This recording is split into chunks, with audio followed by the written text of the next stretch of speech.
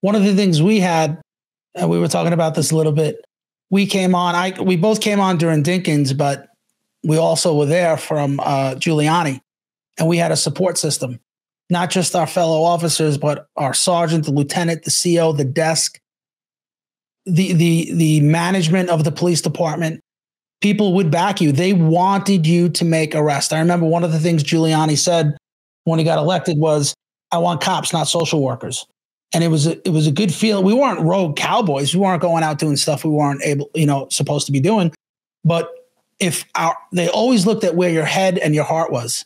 And if you were trying to do well, if you were trying to do good by getting a gun collar, or, they used to like you for going after these drug dealers, they supported you, and that has been gone. And it all starts with leadership. We went from Dinkins to Giuliani. Bloomberg, I think, was okay before he went woke. Now he's apologizing for the 250s, for the stop and frisk that everyone else calls it. You know what? It kept everyone safe. There's a reason why crime went down. We begin tonight with that stop and frisk apology from New York City's former mayor, Michael Bloomberg. He made the comments during a service at a Brooklyn church today. Many are now saying the apology is, quote, long overdue. TV 1055's Hazel Sanchez has the story. I can't change history.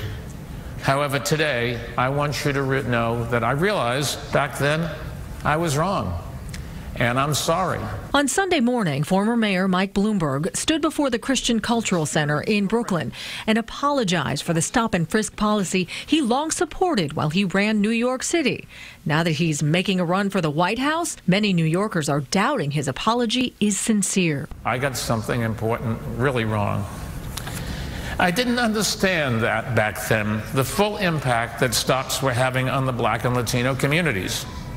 I was totally focused on saving lives, but as we know, good intentions aren't good enough. So we hear all the time that this country is full of incarcerated individuals, right? We have the #1 mass incarceration more than any other country, and we have too many criminals. But what they fail to realize is we have too many victims, because every person that's in or should be in a jail cell right now, victimized, God knows how many people. If you get caught in your 30s for your first homicide, you're one person. We don't know how many people you robbed, assaulted, attacked in any way.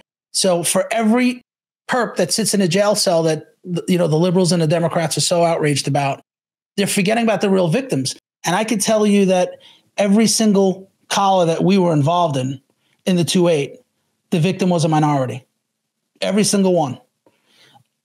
All of these policies that the Democrats and the liberals insist on having, these animals, because they are animals, you do some of these things that they're doing to some innocent victims, are let back out onto the street, and they're going right back to the minority communities, and they're attacking more minorities. They're not really going to Soho or the white areas and attacking those people. They're going back to where they live, and they're attacking other minorities. And that it's a great sleight of hand, because they're all claiming that they care about Black and brown people. But really, if they did, they wouldn't be doing what they're doing. Mayor Adams' solution is to put crack vending machines in minority neighborhoods. I think the 7-3, Brownsville, a couple of other ones, where you can go to a vending machine and click on a number and a crack pipe will fall out, or wipes or syringes.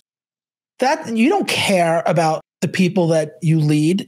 You won't find Doritos or Pepsi in Brooklyn's latest vending machine. Instead, Narcan and crack pipes. This machine, one of 4 the city's health department plans to install. This also normalizes that we in treatment know that people are using, and so we're okay with that. You can use safely, get to us, and then get treatment so that you can turn your life around, and that's the goal. The machine reportedly ran out of crack pipes in the first 24 hours. This program costing taxpayers about $750,000. Critics like former NYPD Commissioner Bill Bratton sees this as society surrendering in the war on drugs. Instead of trying to get people away from drugs, We have policies now. We got vending machines to encourage them to stay on drugs. Narcan vending machines are a growing trend. Pennsylvania, Texas, and Michigan already have them.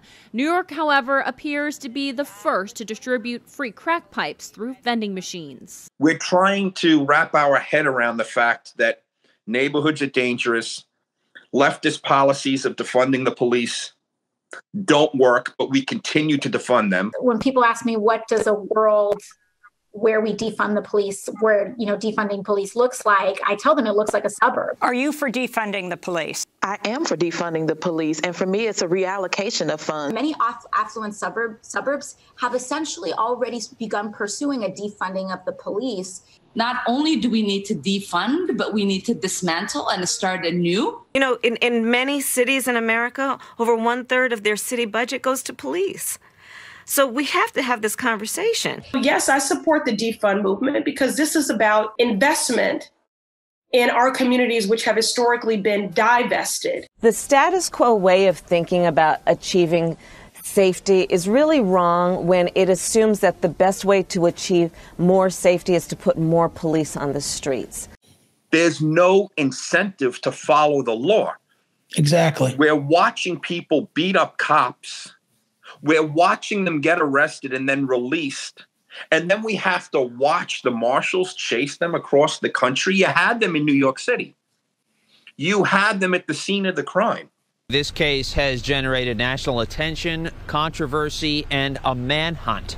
That search appears to have paid dividends with the arrests of at least some of the migrants who had skipped town. Customs Enforcement, along with the Department of Homeland Security, arrested several of the migrants accused of beating 2 NYPD officers in Times Square on January 27th. The takedowns happened yesterday at a Greyhound bus station in Phoenix, according to Fox News, which obtained this picture from an ICE source. 4 of the migrants who were released without bail after their arrests are believed to have fled for California by bus. There are no details yet about which of the migrants were arrested yesterday. Manhattan District Attorney Alvin Bragg says his office plans to present charges to the grand jury later today. Despicable behavior. Bragg has been heavily criticized for not requesting bail for most of the suspects arrested for the attack. He defended his decision-making on Friday. We make decisions based on the evidence we have before us at the time. Our profound obligation is to make sure we have the right people charged with the right crimes. Bragg said that one defendant, 24-year-old Yohenry Brito, is currently being held on bail. The NYPD's chief of patrol criticized prosecutors for not asking for bail for most of the offenders. You touch a cop, you should go to jail. I mean, it's really that simple. But this is why it's happening. No consequences, and our cops are getting hurt out there.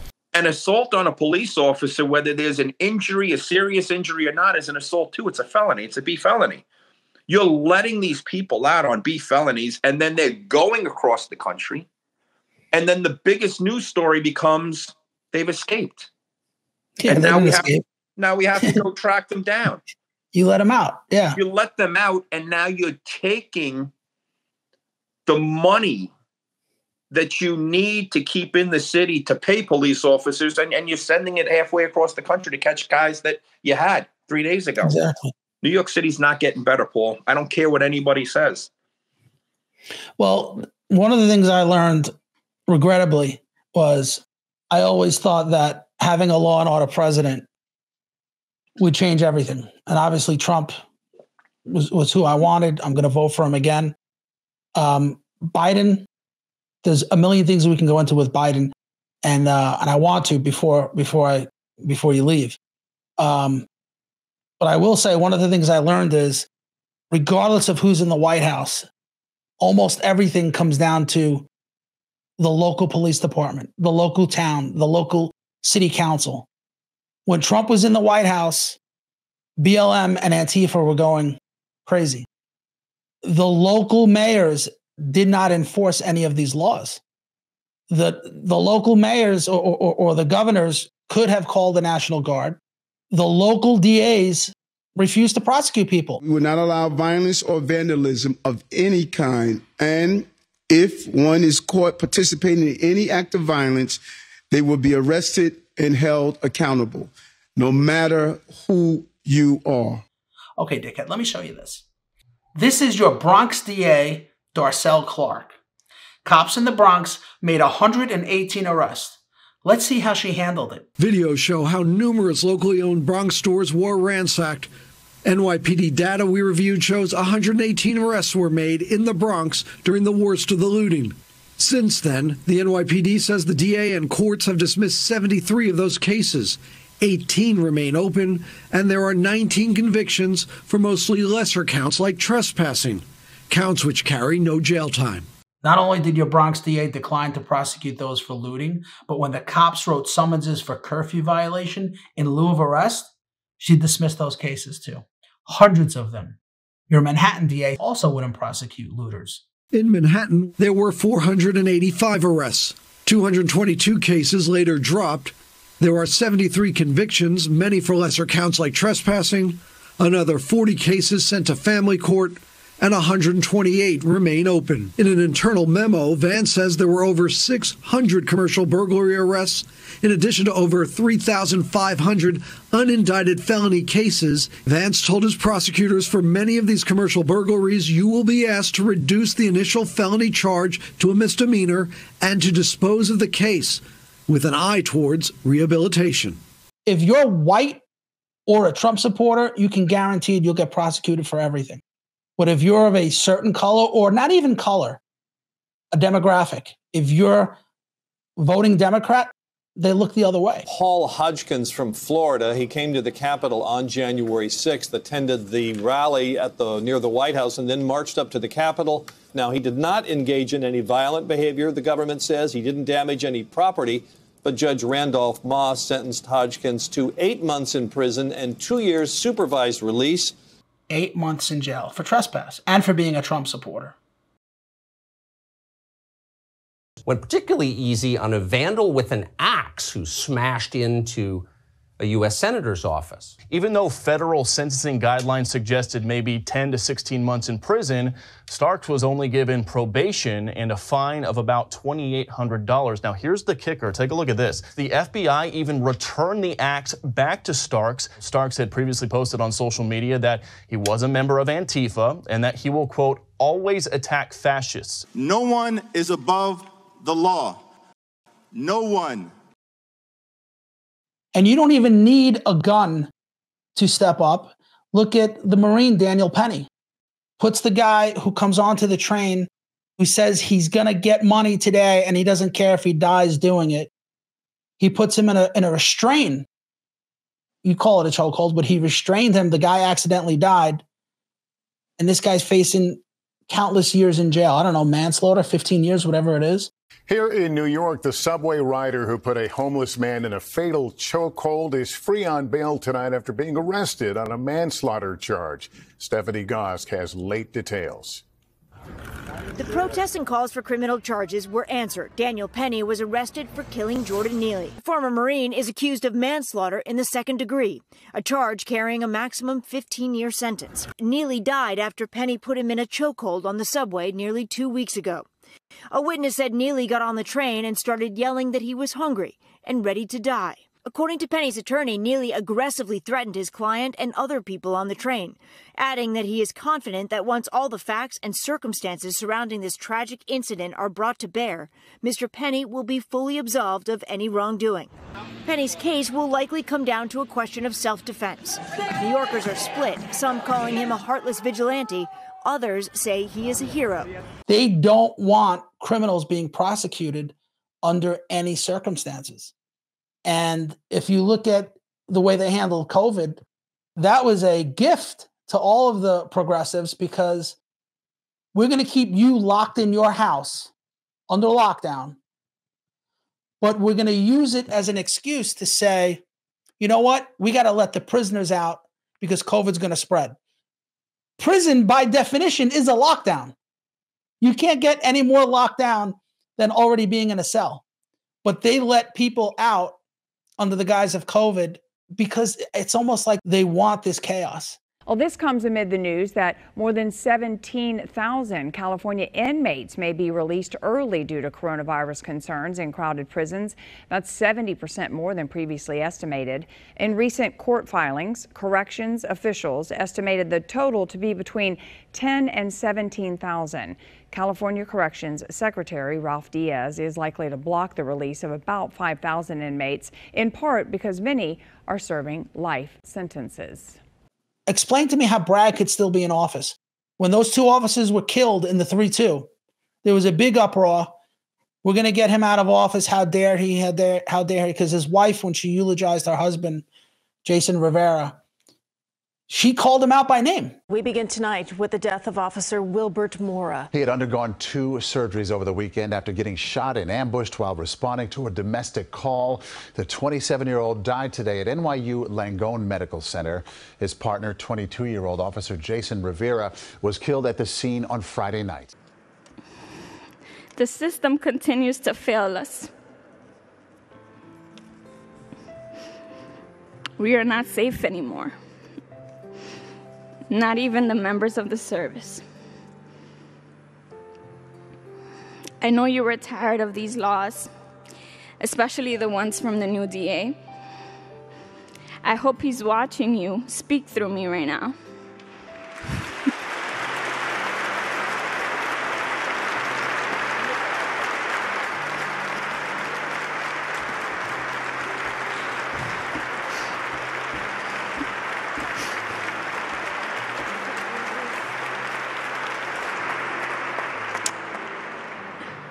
I'm sure all of our blue family is tired too. But I promise, we promise, that your death won't be in vain. I love you to the end of time. We'll take the watch from here.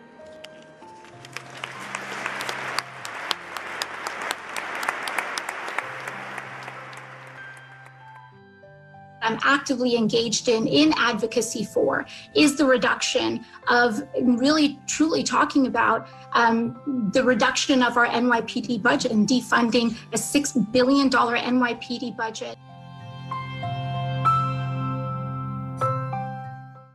Bragg hates cops. Bragg grew up in Harlem. Bragg has a problem with the police department. He's said it before.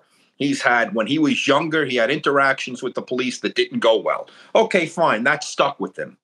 But rather than take his position of power, because it's a powerful position, and change and make change that's good, he still has this stick up his ass about whatever happened when he was a youngster in Harlem, and he's carrying that with him. So he hates the cops. But Hochul's never going to remove him. A Democrat is never going to remove a Democrat, so that's off the table right there. So that's not happening. The only way you're not going to see Bragg anymore is to not elect him. But Manhattan, and I hate to say this, they get what they deserve. They get what they deserve because they don't understand that elections have consequences. They don't understand. You have less than a 0 chance of being elected door catcher in Manhattan or even the city of New York outside Staten Island if you're a Republican.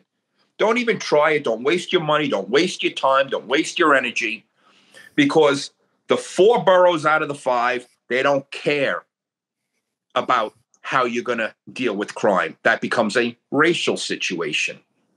Oh, wait a minute here. You're going to go into these impoverished neighborhoods and you're going to police? Well, yeah, unfortunately, that's what we have to do. That's how you keep crime down. Nope, I don't want to hear it. Exactly. When you go out there and you come up with the most lunatic thing that you and I have ever heard, it's a good chance you're going to get elected in those 4 boroughs. When you go and you say we're going to defund the police and we're going to bring in community activists and we're going to bring in shrinks and we're going to bring in people that you can tell your sob story. They're going to go into the domestic violence situation. People believe that that's going to happen. I think that a big part of this conversation really is about reimagining how we do public safety in America. Really reimagine what public safety should look like in our community. The folks in law enforcement that share the goals of reimagining policing. Reimagining policing in the 21st century. Rethinking and reimagining policing. Community efforts to reimagine policing. To reimagine policing. We have to reimagine what policing looks like. Reimagining policing, reimagining our public safety. Reimagine a citizen-led approach. We can begin to reimagine law enforcement. Reimagine public safety in this country. What can we do to reimagine public safety? Reimagining public safety. To reimagine public safety. We must reimagine what public safety looks like. People, they stand on the TV and they say, we can't live like this anymore. When is this going to change? Newsflash, it's never going to change. Bragg is always going to hate cops. He's always going to lock up the U.S. Marine. He's always going to let the illegals who beat the cops up go. It's never going to change. You had a chance. New York City had a chance. Curtis Sliwa, I don't know.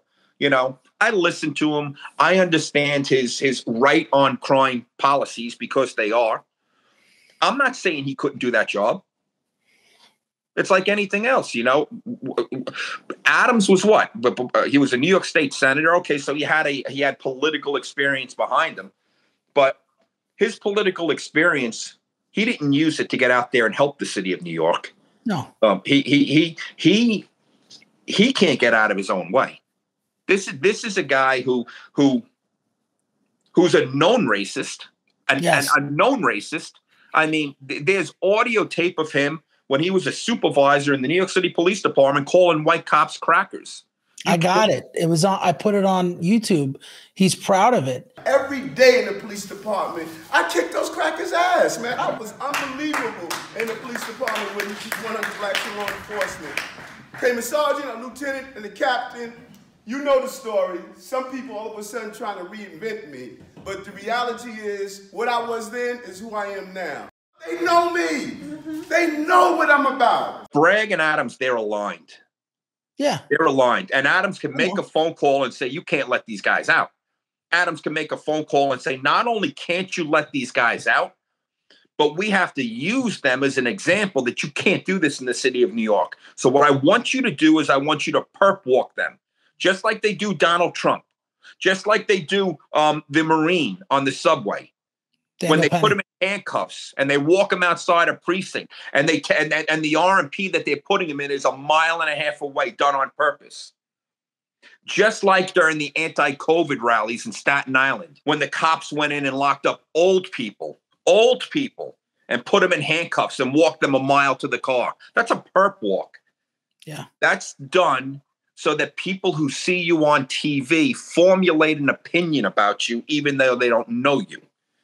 So no, Adams can make a phone call and he can call Bragg and say, no, you perp walk these guys, because we need to set an example that this is not going to be tolerated. Never happened.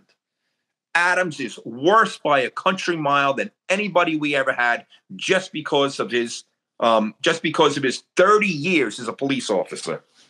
But in those 30 years, dude, I heard he got 8 collars, and all he did, I understand, but all he did, and like you just mentioned, he was a transit cop, right? So for those who don't know, in the early 90s, Transit, Housing, and New York City Police Department were 3 separate agencies. So there would be no opportunity to ever run into him. But yet, while we were on a different agency, in a different borough, in a different command, he still had that reputation. Watch out, because he hates white cops.